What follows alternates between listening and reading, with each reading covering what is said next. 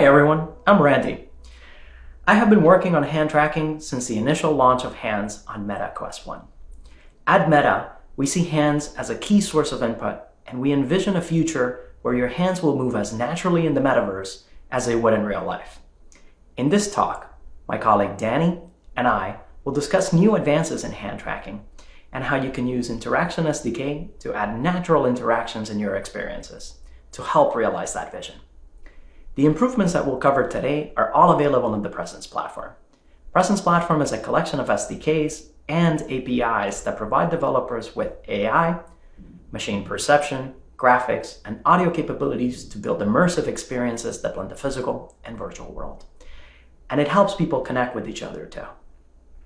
When paired with the MetaQuest devices, Presence Platform empowers developers to innovate and unlock new use cases with mixed reality, social presence, and even interactions. Let's jump in. I'll kick things off by sharing improvements we've made in hand tracking, and then give you a sneak peek of what's to come. Earlier this year, we introduced an update to hand tracking, version 2.0. 2.0 is a re-architected pipeline which uses new computer vision and machine learning approaches to track hands. It is the first of a step change improvement in tracking quality. It delivers key advances on MetaQuest devices, including improved tracking continuity, robustness to occlusion, hand-over-hand interactions, and more. Let's see some of them in action. We listen, and we know that it can be frustrating when the system loses track of your hands. So we set out to improve tracking continuity with this update. With the upgraded pipeline, hand confidence computations have been redesigned to represent meaningful errors and avoid spurious changes that cause tracking losses. As a result, hand tracking version 2.0 offers greater immersion and more consistent hand experiences in everyday uses. This update also improves partial occlusions. In cases when the camera on the devices do not fully capture your hands, the new deep learning models do a better job at understanding those partial poses. As the video shows, increased robustness allows the tracking of hand-over-hand interactions, like giving high fives, clapping, and even crossing your hands. This opens up the path for more complex gestures involving two hands, such as finger on palm and hand on wrist interactions. If you haven't yet, give hand tracking version 2.0 a try and see the improvements yourself. Speaking of improvements, here's a peek of what's coming in our next update. Hand tracking version 2.1 is the next step in our advancement of our technology. It contains changes across our entire tracking stack, which further improve tracking reliability, provide better extrapolation, and harden our pinch gesture recognition. Let's walk through these changes. We are continuing our focus with improving tracking continuity with Build 2.1. We've tuned our entire stack in an effort to identify instances of poor tracking as quickly as possible.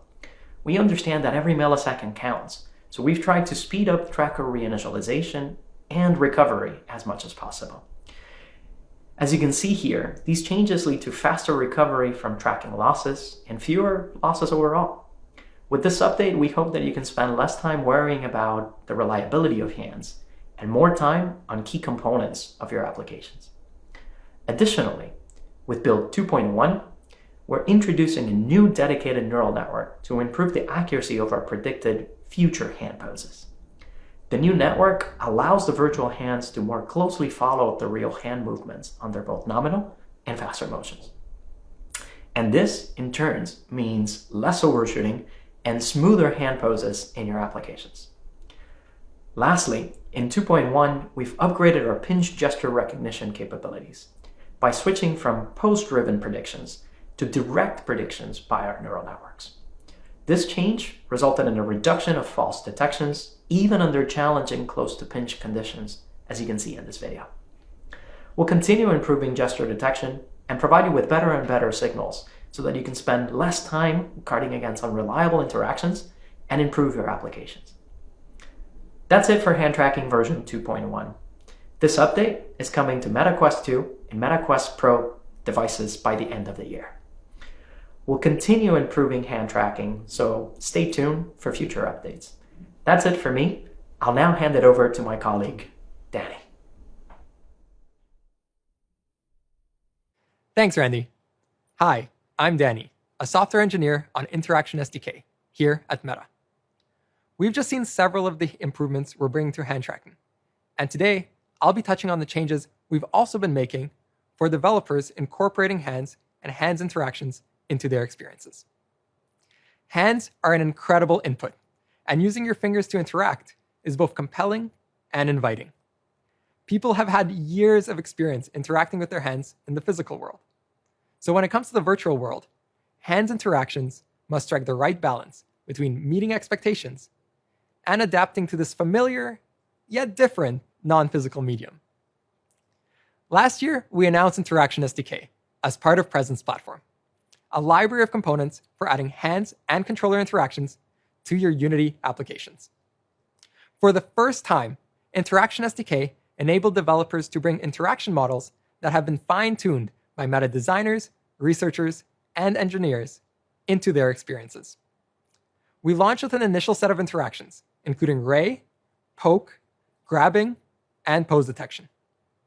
And just this year, we've also introduced several new features, including gesture detection for enabling custom pose over time recognition to support actions like swipe, distance grab for selecting objects at a distance and pulling things towards you, use grab for enabling secondary actions like pulling a virtual trigger, and touch hand grab for objects that can be grabbed in multiple ways and require dynamic hand poses. We've also released several tools like debug gizmos for visualizing interaction states like hover and select, and debug trees for visualizing recognizer states when building pose and gesture recognizers. And while Interaction SDK places a big emphasis on hands, it also supports controllers and controllers as hands out of the box. Moreover, Interaction SDK is designed to be extensible, cross-platform, and can be used for projects that target both MetaQuest and non-MetaQuest devices. Earlier this year, we also announced Firsthand, a hands-first experience that is available to download on AppLab. Built using Interaction SDK, Firsthand showcases the power of hands and the magic that you can create with them.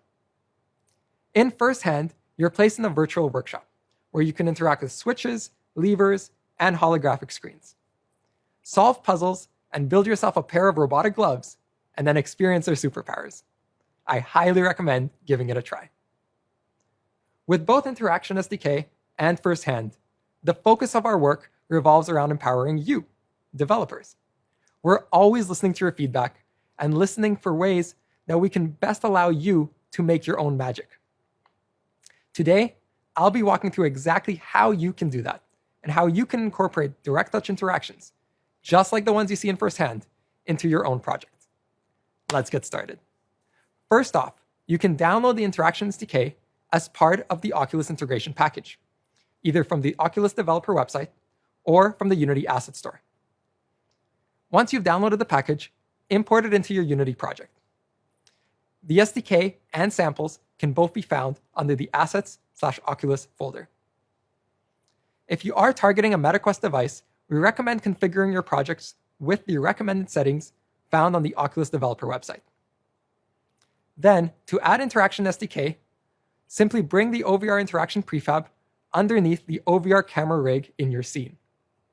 Then, for every input you want to support, bring in OVR hands, OVR controllers, or OVR controller hands under that.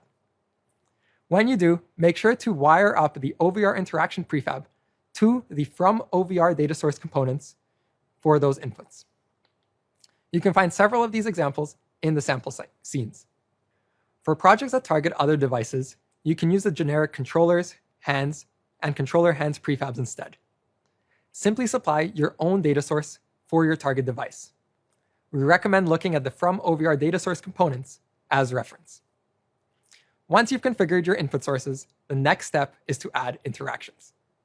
Interaction SDK provides interactions in pairs of interactor-interactable components.